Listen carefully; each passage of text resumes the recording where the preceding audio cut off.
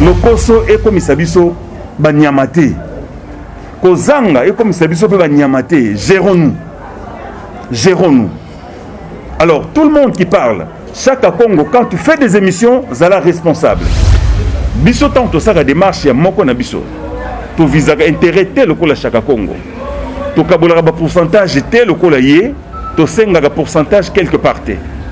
Alors nous voulons que l'opinion sache que lui ne le fait pas parce qu'il est trop bon, parce que chaque Congo est les gens plus gentils de la République, mais parce que derrière toute démarche, il tire son pain. Donc chaque Congo, cher frère, Luka Sala Art, Tekaba œuvre, Tika Kolia Kasima Mikonga Batu. Kende Kombola Batombo na yo, Sala Bablo no Salaka, mais arrête de prendre Bakombo Batu, Obimisakango Mabe, tu fais des émissions sans vergogne, tu fais des émissions, je ne sais pas, tu te regardes dans les glaces pour Olobama B, Ozolba contre Onga et contre Bandekonyo Sotoana Bangawa. Et nous pensons que personne n'est au-dessus de la loi. Il y a que la diffamation, imputation dommageable, les infractions pénales. Oyo, baza na mawa, bakoufé les collègues, baza tous les jours na nesika Chaba Fandaka, baza ensemble pour na kuluka voisin moyen, bakunda Chaba dinima, bakunda dinima, et nakambuya yantubuya ki chaque Congo kota poto boy, mukolo akufi, baba no sambusa ye na bantsisa ni tututu. Des gens sont je crois. Et ça, dernier jour, au Salaba préparatif, mardi, nous sortons le corps Yachaba de la morgue à Ngalima, passage et exposition na RTNC, et puis nous Kunda na nécropole. Parce que na RTNC, Chaba a un cadre na RTNC. Depuis 1975, Chaba est le premier. Ingana Chaba, c'est le premier comédien du groupe Salongo. Théâtre populaire version télédramatique, Bangonde, premier Namibali. Johnny Just TV, votre chaîne à côté, là, tous abonnés massivement parce que on est marambé vandi. Il y a des choses fortes, bosonja bolingo la misamba, misamba pas na luende. Nyamazamba si la rason moté moi na masopana de Kinja. Messieurs de la presse, bonjour. Bonjour. Devant la presse pour donner les informations par rapport il y a un problème au Tozanango, dans la corporation Nabiso, il y a un comédien. Nous avons deux grandes nouvelles à donner, voire à confirmer. Depuis dimanche, Bungisaki Moko Yabiso, en la personne il y a Samuel Mouteba, Moussangu alias Chaba, le moscovite. Chaba est mort d'une courte maladie. À Oumelité dans l'hôpital, à Yoki Malaise, Tambaké dans l'hôpital, à Koufi. Et maintenant nous parlons, son corps est à la morgue de la clinique Ngalema. Et nous donnons le programme par cette occasion que mardi, Chaba sera mis en terre. Alors, sinon, tout se passe bien. Nous avons pris la responsabilité d'organiser Bobsek Naye en collaboration avec sa famille biologique. Ndenge Boyebi, mon appartenant d'abord à sa famille. Togoki jamais qu'on soit le devant. Namakambo Tali Bobsek Yamutu. Et aussi Chaba, c'est un cadre RTNC. Alors, Chaba Azalaki bénéficiaire et assurance médicale. Oyo, maman Denise Niakero appelle ça ba comédien. Surtout ba comédien, il y a Mikolo. Alors, pour la Bobsek Naye, c'est vrai que la distinguée première dame, Maman Denise, n'aime pas qu'on parle des bienfaits, mais quand même, nous voudrons que l'opinion et surtout les comédiens, les artistes, sachent que Chaba, ndenge to boyaki basala ba émission, ba cotisation, ba émission le lombo, on a pour réduire image, la grandeur de la moto, maman à intervenir pour que Chaba Kundama dignement. Et ça sera fait. Donc, elle a réuni les moyens pour que les obsèques, il y a collègue Nabiso, il y a papa Nabiso, il y a Koulout Nabiso, et les cas, na respect et na dignité naïe. Les détails du programme seront communiqués.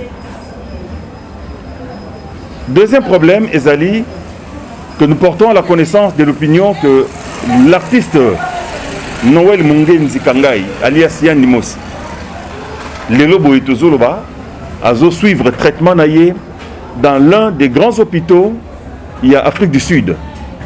Il a été dépêché hier, vendredi, par un avion spécial, un avion médicalisé, affrété par la fondation Denise Nyakero, donc par la présidente de la fondation, je cite la distinguée première dame, Maman Denise.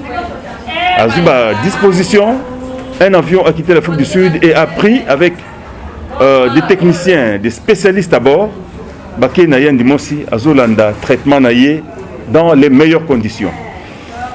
On a apporté précision wana Namamatali Yann Dimosi. Yann Dimosi est parti seul, alors que le dossier préparé, il fallait accompagner ya épouse naïe. Mais on ne sait pas comment, son épouse a refusé la test ya Covid.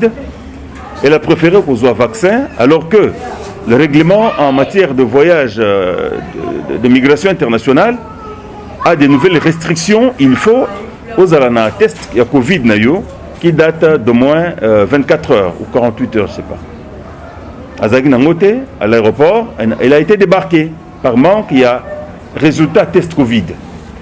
Et là, la famille est en train de se préparer, c'est quand comme il y a visa de manière ordinaire pour que Alanda Mobile naïe. Mais aussi, ce qu'il faut retenir, c'est qu'il y a des cousins, des neveux, une famille, il y a Mungenzi, installé en Afrique du Sud, qui sont là pour nous accompagner en cas de besoin. Il s'est dit beaucoup de choses. Au sujet, il y a voyage, il y a Yann Dimosi. Mais l'opinion doit retenir que Yann Dimosi a voyagé par les démarches menées par Activa Assurance, qui est le partenaire, l'interface entre la fondation Maman Denise Nyakero et les différents hôpitaux qui s'occupent des comédiens. J'aimerais quand même épingler l'intervention de la fondation Nathan. La fondation Nathan, représentée par sa présidente, était soucieuse, il y a Pesaya Nimosi traitement, Tango Azaï, comme on a Azolé la télévision, Ganga Ganga. Cette fondation est intervenue pour Pesaya soins appropriés. Démarche des acquis entreprises, c'est moi qui ai été contacté, mais malheureusement, jour où le président de la fondation, qui est une amie à moi, ça les gens doivent le savoir, j'étais dans Mokolo Mama Kalunga inauguré école naïe. Mon téléphone avait des problèmes, je n'étais pas joignable et elle s'est débrouillée pour Koko Maïpa Yann Dimosi et prendre langue avec lui pour l'aider à prendre des soins. Nanzela wana ndé kokuta na bande komi balé Julien et Chaka Congo. Qu'elle a responsabilisé pour que de temps en temps Bazalawana pour que Yann Dimosi ait un traitement comme il se doit dans le centre médical de Kinshasa, na SMK. Et à chaque instant, elle me faisait rapport. J'apportais mon conseil. Je lui ai dit non. Ezala côté à fondation. Ezala côté à fondation, fondation Nathan. La famille biologique de Yann Dimosi doit être informée. Il y a des démarches sur Salima. Parce que c'est pas, il n'est pas tombé d'un tronc palpivier. C'est un humain qui a une famille. Une grande famille que je connais bien. Avec des personnalités respectables. Et j'ai contacté l'aîné. Je cite Papa Lambert, qui est un cadre de la République.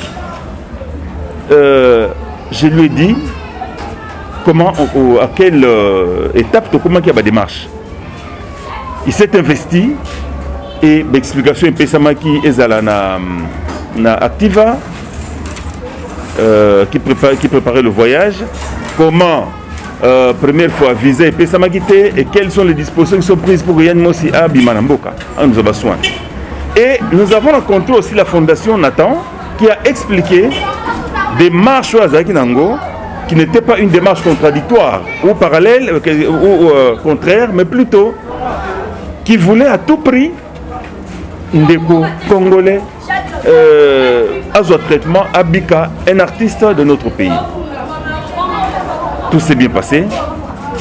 Le grand frère de Yann Dimossi, qui est un personnel médical, qui est un administrateur, un gestionnaire des hôpitaux, a pris contact avec les hôpitaux. Il y a Maroc, il y a Dubaï, il y a France, il y a Afrique du Sud, pour bâtir un proforma pour que multiplier les possibilités, il y a voyage. Et la fondation Denis Niakeru a réussi pour faire voyager Yann Dimossi dans les meilleures conditions, rapidement, dans un avion express médicalisé. Alors, si nous parlons de cela, parce que chaque Congo a sali ba émission ébélé pour finir sa biso na opinion. Comme quoi, moi, je suis allé prendre de l'argent quelque part, comme quoi le grand frère de Yann Dimossi est venu chercher la mort de Yann Dimossi en complicité avec moi, comme quoi nous les avons écartés parce que pour des raisons quelconques, comme quoi moi si biso to bengani non. La femme de Yann Dimossi n'a pas pris place à bord par manque, il y a test Covid, résultat test Covid. Chaque Congo nous vilipende parce que la fondation Nathan avait dit si on réussit à Yakobi Yann Dimossi, beaucoup Luka, Batouba accompagné. Parce que Bango Basala que famille Yann Dimossi et Baba démarche wanate pour Bango va profiter, il y a avantage nyons ba commission Dimossi le là bête de cirque. Ko tambusaye ko voilà Yann Dimossi azawa akangi ba photo à publier. Batama wabati nimbongo ye azui. Yann Dimossi sabi même pas. Yann Dimossi sabi même pas. Alors, c'est cette campagne de diabolisation. Il y a Fingi Sabiso gratuitement. Il y a Balokuta aux Angitina que nous voulons dénoncer ici, par devant la presse. Tozali, Bartiste, démarche nous, Tosala, Rapoto Sungana, Pote Tobi Getouali, Batouya, voué au même sort. Biso tant Tosala démarche, il y a Moko na Biso. To visa intérêt le Kola Chaka Congo. To Kabola pourcentage tel le Kola Yé, to Senga pourcentage quelque part. Alors nous voulons que l'opinion sache que lui ne le fait pas parce qu'il est trop bon, parce que Chaka Congo est les gens plus gentils de la République, mais parce que derrière toute démarche, il tire son pain, il trouve sa vie comme ça. Mais les lots, Bissonnon se réunit à Wa. Otoluka voisin Moïse Chaba Akundama, nous n'attendons aucun rond en retour. Otorozoa, Likolo ya et Bimba Chaba. Nous n'attendons rien en retour au Torozoa, Nabassoin et Yann Dimossi. Tout ce que nous attendons, c'est que Chaba Kundama dignement, et tout ce que nous attendons, c'est que Yann Dimossi a un traitement au Sengeli, Azongeli, Biswa Sala Moussala Naye, Asungali Bota Naye. Donc, la coalition, la présence des membres de la famille, c'est normal. Bango Bakamati Yann Dimossi, Bazo Bomba, Bazo profiter de la faiblesse Naye, va manipuler même moi Naye pour que Bazo Kabambongo, au nom de Yann Dimossi, qu'il ne trouve pas. Je voudrais que l'opinion le sache. Qu'il le sache. Moi, je ne peux pas être contre Yann Dimossi. Déjà, la présidente de la fondation, et pas Iwak Bao Kendegozoa, Mbongo Bakendego diaboliser Bisso, c'est une personne de grand cœur, une grande intellectuelle, une vraie maman sociale. Donc, si elle a fait ce qu'elle veut faire, ou à ça, la Kanabatu, c'est sans contrepartie, c'est une disposition de cœur d'Nzamba Salai. Donc, moi, je ne peux pas vouloir du mal à Yann Dimossi. Parce que Yann Dimossi, c'est moi qui l'ai amené à la télévision. C'est moi qui lui ai donné ce nom, c'est moi qui lui ai donné toutes les pistes à Apumbwa. Et jusqu'à présent, je continue à le témoigner mon amour parce que ce n'est pas par rapport à ces déclarations que Nakolemba Koulingaye, ce n'est pas par rapport à ces faits et gestes que Nakoboya Koulingaye, c'est mon frère, c'est mon ami, et mon amour pour lui va rester immuable, intact. Donc, sensationnel, faiseur du sensationnel.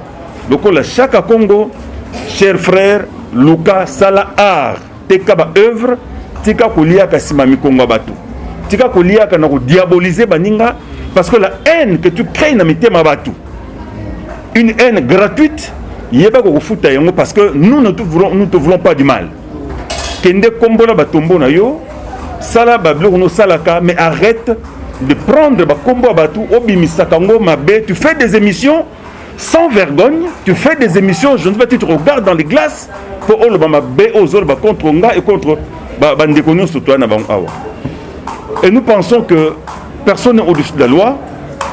Il n'y a pas que la diffamation, imputation dommageable, les infractions pénales. Quand tu es au-dessus de la loi, quand tu parles de quelqu'un avec esprit, gratuitement, M. Chaka Congo, la loi existe dans notre pays et retient qu'elle va s'appliquer. Parce que tous les gens qui ont toi tu ne le fais pas. Nous souffrons pour créer des œuvres. Nous souffrons pour créer des œuvres. Nous souffrons pour concevoir. Et toi tu es là à l'affût. Parce que tu dois le prendre, tu n'as pas photo publier. Nani a koufeli okende umona bango bossa la contrat et des marches dans ça le 130%. Tu ne le fais pas gratuitement et tu dois te taire. Tu dois te taire. Voilà, messieurs de la presse, j'ai dit et je reste à votre disposition. S'il y a des questions, je vais répondre. Ou mes collègues ici présents vont me relayer et pas y wapinga na okokate. Yani mosi mbala moko yani mosi abalugiri ngai na poko wana mandi kuswa yoksi na voice zawa akomo finga ba mi yipi o $5,000 na la période d'autorisation nini boye je dem bon la semaine de kunangai bande kunangai non et puis le monde est ingrat mbongo azoganga maza mbongo na famille ceux qui famille de mzugu yani mose anya le long amatation te bon yani mose droit mkona yaki mabe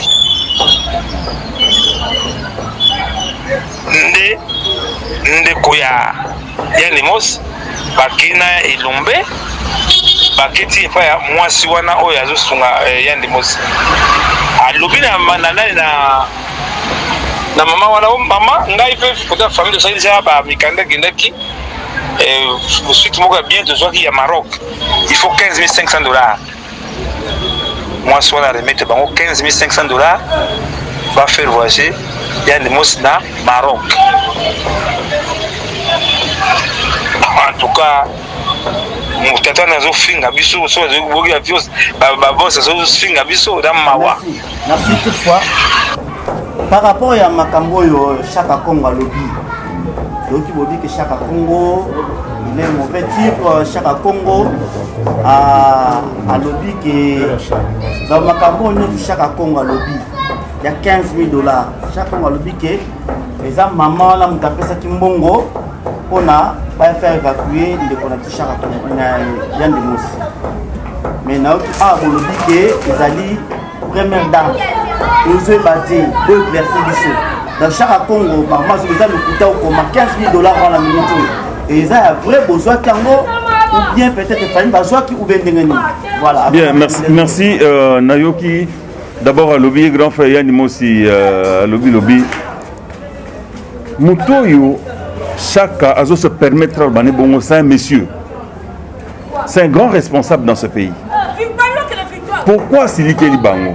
Parce que toutes les fois qu'a conseillé dans nous les qui n'aillent que tika ba émission tika quand il y a un problème parlons-en et toute la famille sait que Yann Mosi est bénéficiaire il y a assurance médicale payée par Madenise. Tous les comédiens minés bayebi que côté maladie ils sont tranquilles parce que nous en parlons et toute la République le sait. Et là au grand frère Kanda il y a des prédateurs qui l'ont pris en otage et acharnement nion sur Chaka Congo c'est parce que à Kepototé. Parce que comme programme Ezalaki que avec la fondation Nathan au cas où a la possibilité à aider Yann Mosi à des traitements en France Boluka Batuba accompagner Yann Mosi Chaka Congo s'est mis premier na combo et son collaborateur également. Voilà l'acharnement. Nzela Potonde, Korate Wana Mutepesi Bango Passi. Parce que déjà, Alia Kassima malade ya Nimosi. Il y a Nimosi à l'écran à la télévision qui va tangite, alors que la Fondation Nathan avait donné de l'argent pour Banabazonga classe. C'est lorsque Yann Nimosi a dénoncé Bango. Labi Mbongo Tinda Ngai na Zouarandambo. Bana kout batanga ita alors que Mbongo Pesama, c'est ça qui a énervé et la présidente de la fondation et le grand frère et tout le monde. Même Yann Mos était surpris que pendant que Naole Lanzala aide Mogo Outaki quelque part, mais n'a mon angoté. Et la preuve maintenant je vous dis, tant que Yann Mos a voyagé, le grand frère a sommé Bango va restituer $900. Sur les 1000 Oyo, 5000 après ça, Bango va foutre sa caution. Mais Chaka Congo. Okay. Chaka Congo et Julien, je le dis, les deux, il faut restituer $900. Et où tu vas? Voilà. Tant que menace que vous avez trop ruiné l'image de notre frère, Bazongi ici $900. Passe na Bango Eza Yangwana. Tout ce qu'il raconte, c'est des... Et d'ailleurs, maintenant je vous parle, Bogoyo Kaye se confondre en excuses, Bogoyo Kaye, Kalamingite. Maintenant, je suis devant la presse, Bogoyo Kaye présentait des excuses aux uns aux autres. Parce qu'il sait que, Oignon se racontait, à l'objet, on a hargne, na kanda, ya passe, ya kurate, nzela, ya voyager. Donc, il y a une Mossa Kende, ils sont allés jusqu'à diaboliser. Personnellement, moi, nangana grand frère Nimosi, non, madame, yo bango basali je pour kendete. Donc, comme il fallait bango ba accompagner madame na malade et que madame a été bango non, bango basali non non non. Je suis clair. Yann Mosi, moi c'est article par manque, il y a test Covid. Et les autres là, dites-moi, Yann Mosi na famille naie, comment les individus qui n'ont aucun rapport vont se retrouver comme des gardes malades? Ils ont quelle responsabilité pour répondre devant Nani, devant la famille Yann Mos en cas de problème? Mais est-ce qu'ils vont tenir? Le Koso et comme Isabiso, Banyamate. Kozanga et comme Isabiso, Banyamate. Gérons-nous. Alors, tout le monde qui parle, chaque Congo, quand tu fais des émissions, Zala responsable.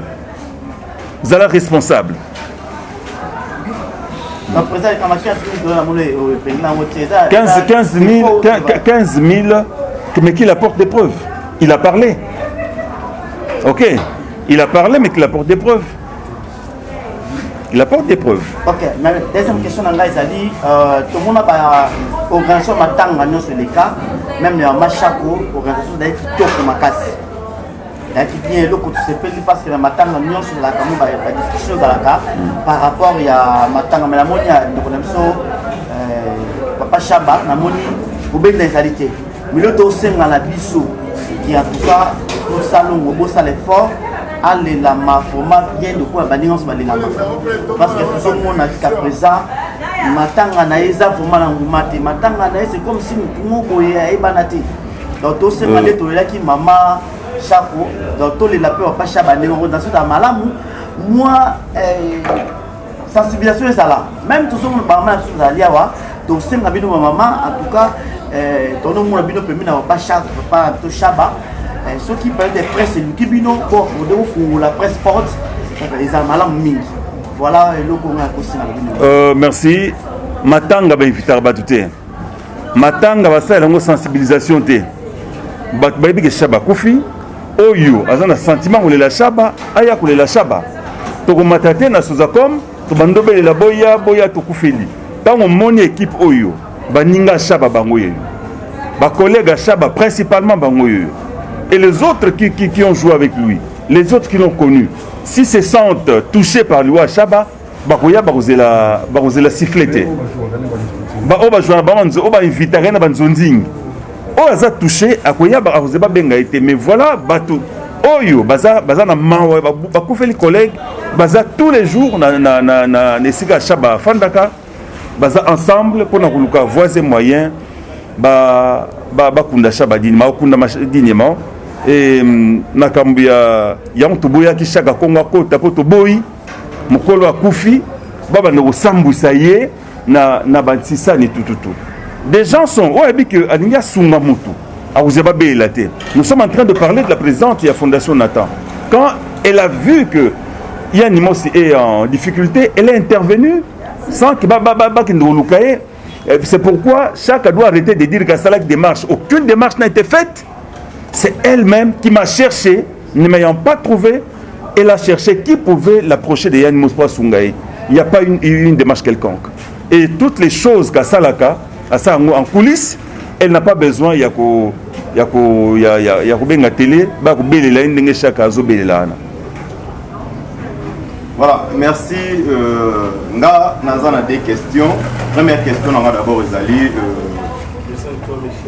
Par rapport à Yann Dimossi, tous on a un moment d'éclaircissement par rapport à Diré. Pourquoi Diré Wana ou Salaki pour que les lois voyager? Parce que tout le monde a qui la fois passé, ou les cas qui ont information, président Elombe, Yann Dimossi na bureau, il y a Fondation Maman Denise, il y a Première Dame.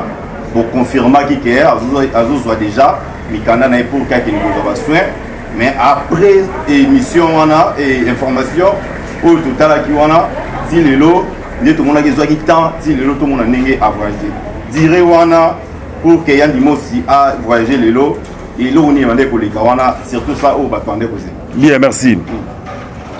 Jean tous les gars qui na bureau Fondation Maman Denise, c'était Tozwa confirmation. Parce que Toza Awa, Toza a un traitement dans les meilleurs hôpitaux avec Chassa. Et on a pensé que Yann Monsi pouvait être soigné ici sur place. Quand on a compris que Kanaïsa un peu plus sérieux, la première dame a demandé Tokumakuna, Tosolula, avec le bureau de la coordination, qui nous a confirmé que Yann Monsi a Zokende aux soins en Afrique du Sud. Pourquoi Eumeli? Lorsque nous sommes dans le bureau, il y a maman Denise, Yann Dimossi n'a pas de passeport, son épouse n'a pas de passeport. Pour le passeport, prend une durée. C'est un dossier, un voyage médical. Il faut un rapport actuel. Il fallait à son hôpital. Basa l'examen, il y a Mukoluana, médecin a un rapport actuel, batin dans l'Afrique du Sud, il y a des hôpitaux, il y a différents hôpitaux et pas Iwapi. Spécialisation en Ezali et pas Iwapi médecin disponible pour Yambaye avec infrastructure disponible parce que hôpital na poto sur rendez-vous donc kende boité le quoi ndeto kende pas na kokoko docteur naye nazoka awa pasi na peut de sur rendez-vous, il fallait qu'on prenne ce rendez-vous. Le médecin n'a jamais été pressé. Il faut na disponibilité, il y a équipement, il y a esprit, il y a nini, horaire, et c'est ce qui a été fait. Bakale rendez-vous en Afrique du Sud. Et Zongisi réponse, c'est tout ce temps-là. Parce que les hôpitaux, quand vous sollicitez, ça déjà un rendez-vous na bango. Alors, lorsque cette réponse est venue, au côté dossier sur l'ambassade, sur base de tous ces éléments-là, il y a l'engagement de prise en charge par la fondation. Il y a la réponse des médecins qui sont prêts à le recevoir. Ok, bah côté l'ambassade. Lorsque l'ambassade refuse un visa, elle ne motive pas. Elle ne motive pas. Désolé, pas Kende. Là où tout n'est pas nous pouvons un visa. Yolia Gachebiso, derrière le bala congolaise, derrière le Zarobina Zaiko, merci, désolé, bah ce passeport aux Zongi. On a compris que moi personnellement dans le Baki, il y a la recrudescence du variant Macron, Tony. C'est Macron, en Afrique du Sud, et que l'Afrique du Sud est considérée comme l'épicentre du virus, et par conséquent, leurs hôpitaux sont débordés. Et ça, même, c'est de la bonne politique que tous soignés dans le ban, dans le biso, ou à tous en Kokoso, Bataliban d'Abazela. En tout cas, c'est ça mon analyse. Mais la distinguée première dame a pensé qu'il faut toujours qu'il y ait un mot à soigner. Maintenant, on change de stratégie. Tant qu'il y a une ambulance, ceux qui attaquent les ceux qui ont une ambulance, c'est côté. Urgence, il y a un après, bon, les visas volants et tout ça. Mais la structure d'accueil était déjà préparée là-bas. Voilà pourquoi. Et 8 ans, mais il est parti. Voilà, merci Président Lomé. Deuxième question pour finir, Ezali, pour papa Nabiso Chaba. Premièrement, na phase Aliboso, toujours sentir, on dirait, moi, conflit des générations Ezali. Parce que na matanga papa Chaba n'engé confrère na Miraki en Walubaki, nous avons vraiment un peu frade. Pour éviter pourquoi. Et puis, na ba comédien, tu as ba plateforme Ezaka Ibele. À part un TPC où ils s'occupent par la comédien Nyoso, mais la plateforme est belé. Tout le monde a reçu comédien en koufi, au monde la plateforme est sangani belé. En respect de la groupe salon au Bolingi Bolela, Papa Chamba, Dinema, na Oyazali. Mais tous ont remarqué, on dirait, la plateforme na ba mususu on dirait baza pour approcher Binote na matanga parce que Bino moko Bolingi on dirait Bolela kaka Papa Chamba na groupe salongo par rapport à l'organisation na Bino. On dirait né tout sentir. Je ne sais pas ce que vous constatez ça. J'ai dit tout à l'heure que Matanga va inviter à Moutouté. Matanga Moutou Koufi, Sable Chaba Koufi, tu peux inviter Batouté. Ok. La fondation Tokanisa, parce que c'est l'une des plateformes auxquelles tu peux faire allusion. Dans le moment où tu as Azoyembi Sanzembo et hommage à Chaba. Studio payé par Bamomoko. Les artistes vont là-bas, Fondation Tokanisa, ils sont la seule où était déjà Bash, Nesika Matanga. Mais les autres fondations, ils existent pour un bénéfice. Mais nous avons dit, au lieu la Chaba, il y a Kamekundosa, il est le lomboté. C'est le lomboté. Parce que il n'est pas malade, pour nous sommes algon, nous sommes en piscine, il est mort. Que Sengele Mbongo pour que nous wapi. Alors, si on la Chaba, vient, Niska Matanga, la Chaba, ça au Salamala pour la Chaba, et la vie continue. Donc, ceux qui. L'engouement, ce n'est pas à nous de le chercher. Conflit des générations, mais par rapport à quoi? Chaba a joué avec tout le monde. Mais bateau Chaba a joué na bango, c'est sentir que tout koufeli vieux ou tout joué na yem, tout koufeli master, fanatique c'est sentir nango. Donc je pense qu'il ne nous appartient pas à nous d'aller kokoko troupe tel, venez pleurer Chaba. Ndaku kingani Moscovita kouf boyano. Tout ça moment il y a la fin de l'année et moment il y a Covid. Tu peux traverser embouteillage à ma casse Mikolo à travers la ville. Je ne dis pas que tout cela constitue la raison pour que Batouba y ait, mais on attend le programme. Namatanga Mama Chako, Batou Belé, Bajene Belé, Babetema, Bafimou, la police. Parce que Bazaro Pexabo, Sanganate, Covid, déjà, Bazaki un peu têtu. Alors, un nom averti en vaut deux. Baroyal, ils sont pas bêtes à ma fimbo. Il a pété ce programme et ça l'a mis. Tokende, Tokunda vieux. Il est mort. Les engouements, c'est bien. Mais les engouements, ce n'est pas ça qu'on attend. Nous peut observer Matanga, la méditation, c'est aussi une façon de pleurer. Merci. C'est ce qu'on fait sur ce programme. Lundi, je crois, et ça, dernier jour au Salaba préparatif, mardi, nous sortons le corps Yachaba de la morgue, il y a Ngalima, passage et exposition à RTNC, et puis Tokundokunda na nécropole. Parce que na RTNC, Chaba a été cadre na RTNC. Depuis 1975, Chaba est le premier Ingana Chaba, c'est le premier comédien du groupe Salongo. Théâtre populaire version télédramatique, Bangonde, premier Namibali. Qui sont partis du théâtre Chaboté, Yenana Inga, Nde Bayou Sala, groupe Salon. Le lundi Veillez, on n'en a pas parlé. Alors, donc, ceux qui nous ont besoin d'informations supplémentaires, c'est de descendre sur Maluku 159, la commune de Gishasa, derrière Stade des Martyrs, résidence à Sable et Zayangwana. Je crois nous sommes suffisamment fait comprendre.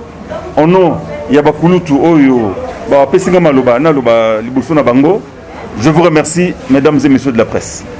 Je pense que Balandinion so un message oyo président Lombe a pessi par rapport il y a spéculation moko leki na kati ya réseaux sociaux il y a de contre chaque Congo à lobaki ba propos moko peut-être il y a qu'un digne envers surtout fondation Denise et puis na président Lombe. C'est pourquoi boitiko landango mais na je pense que na plan nga bozomo na droite na nga na zali na mama Linga na gauche na zali na mama Bipe mama Bipe Bama oyo ba sekisaka biso ba sepisaka biso lettre là qui ba la mike to ndimaka télé to sima micro mais lelo to sur occasion ko za pembe na bango vraiment eza malamu mingi to za na mawa ba mama na biso mona je pense que attitude na bango eza vraiment ya mawa liboso na ngala za na mama boli na otam mabolingo na otam s'appelle micro poto mekape to yeba to mekape ko swana na bango mama alinga tomoni na kati ya ba génération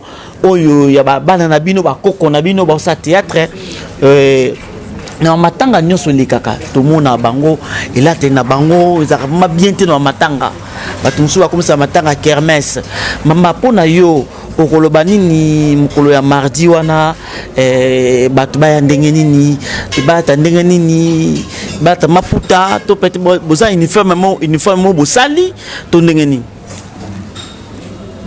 Olimbisanga biso to sali uniforme te omoni lokola bana na bazana ata yene na pantalon ata yene ndene ayekolela papa na eshaba ayekolela yane shaba omoni lo mozo kamusanga kuma o bano ya génération bazo na matanga vie shaba te poani omoni vie shaba ajua na bana wana ba producteur pe bazali bo ba joana vie shaba na moscovite bazali tozela ka jour J parce que lundi ndeza jour ya suka ozomona o bana ba ozanga ba ya pona vie shabate bakoya babande kozela nano ba annoncer makamba date c'est tout omoni toke na makamba shaka Congo omoni na kamba shaka Congo ngana za kotuna pourquoi shaka Congo akota na makambo na biso oya makamba théâtre ye asalo ya groupe asolo oya e groupe omoni motolo kwanga malinga na kuta papa nani shaba wana na inga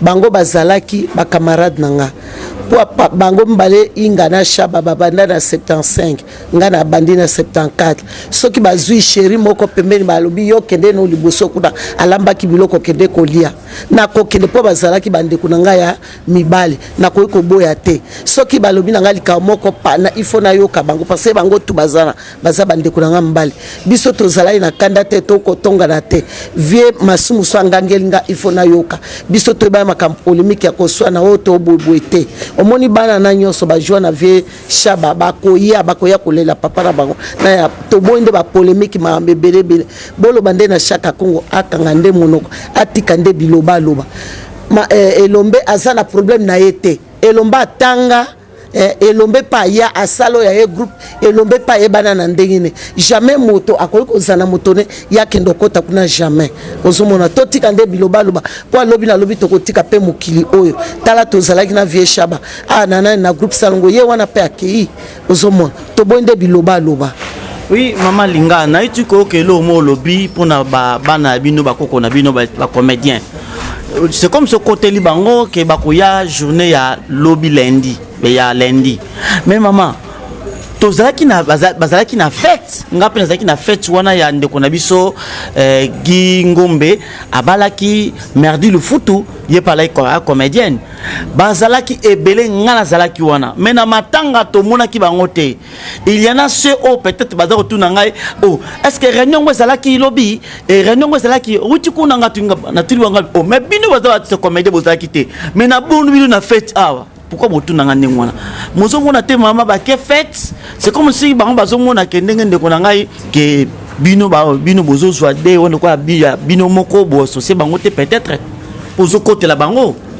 Eza pona kokota te moi likambo bana wana ezabo soki matanga biso pe bakolo tolanda bango na ba matanga soki kodjaso tolanda ona zolo bana bino pe boye biango ozo kande basaka ba liste na bango wana bakombo na musu eza na katite ozo mo likambo bango bazanga siko na koyiko bandene kaka nde wana eza pona kotela bango te po ba okendi ba fête mais na bemba pas chance mais lokwa likamba fête ngana yebi na ngai te pe na koyiko obliger muto te ya kama tanga c'est tout et comment yake mutu na mutu aye ko sala mbongo nae ake kosomba bilamba ayeka mpona kotekela baninga na ntango wana mpe moninga ata mosusu aza na makoki te ya kosomba osomi na $9 to $10 oye koteka $15 ntango mosusu moto mosusu mpe aza na moyen wana te epuis na mikolo oyo mpe eza na mikolo bafeti tokoki kooblige motu teke ya kosomba nini natala kaka ndenge Chaba akufi liwa moko inattendu donc biso tozelaki yango te parce que le 8 tozalaki nde na RTNC na tournage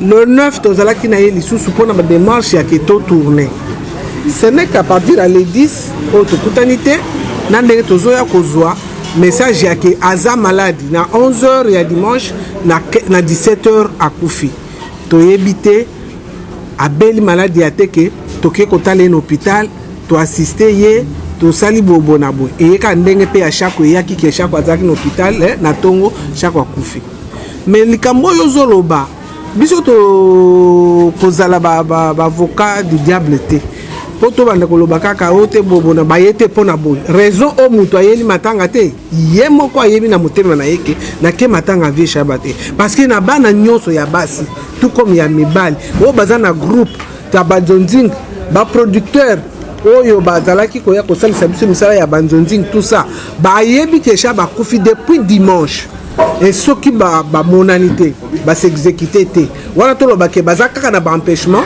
non parce que leur matanga eye dimanche na butu na tongo bao baza na poto babengi bao bazali awe pe bazalaki confirmer bayebi ke Chaba afanda azali kofanda musika te maluku 169 sima stade nde place repa ya nini soki bango bayete mutu na mutu ayebi pourquoi ayete ndenge olobi mpe osilingi yango ke na matanga ya Shako bayaki bazalaki koya bato bazalaki ebele bana bazalaki il n'est pas dit que Chaba bazalaki mutu mabe na bato au contraire Moscovitch azalaki gentil na bana nyonso bazalaki bien Moscovitch bona moi personnellement ça n'engage que moi nazota na mona ko koloba te pe confirmer na lobageza sabotage to nini na comprendre te pourquoi bayete mutu a écarté bango pemei na biso azate mutu alobi te ke boya te azate to biso moko tokamwe ndenge banda dimanche tozoya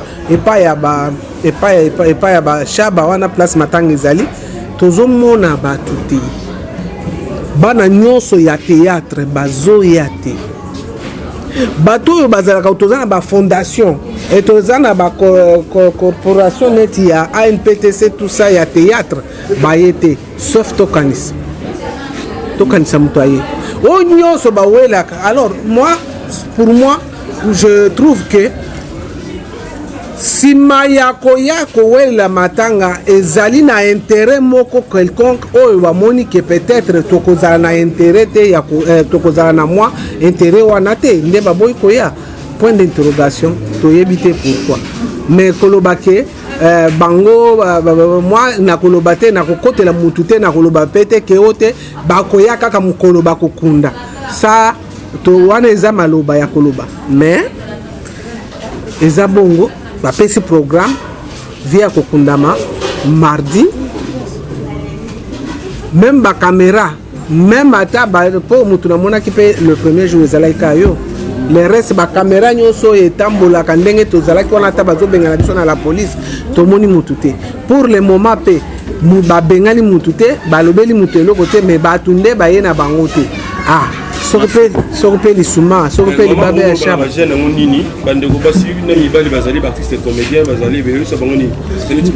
nakoloba nini soki moninga akufeli soki oyebi ke nazalaka na bafinité quelconque to nayebi mutu wana parce que Chaba aza mutu oyo bango bayebi ezali papa to noko to nani kulutu to leki oyo bango baye kokuta mpe na kati ya théâtre koyokisango ke akufi mais soki oye te wana eza likambo ya koloba na mutu te ke nakende kobetela mutu porte telema yaka na matanga matanga ezali personne n'est venu donc tokoki kokasha yango te eza bongo bana nyonso ya mike na mikolo mosusu mpe baye na bango te Chaba donc pas likambo ya tosala cotisation parfois bamosusu baye te mpona yango balingaka loyenge mpo tomelaka biere tosala mwa cotisation tosala yango wana bekokaloka lingi bongo te yaka na restriction ozala cravate na yo ozala cravate na yo panda toni na Chaba un point très Just TV babi chaîne na kotala to s'abonner awa massivement parce que awa ne makambe vandi yanda lisofa te bosonja bolingo la misamba pana lwende nyamazamba sila kasomo te mwana masopa na likinja azali awa na Johnny Just TV télévision awa babi ba gag ya solo ba mission ya solo ba théâtre ya solo ba film ya solo ba télé réalité pe ya solo makambo bio bino boninga botala boko retrouver ngo awa na Johnny Just TV.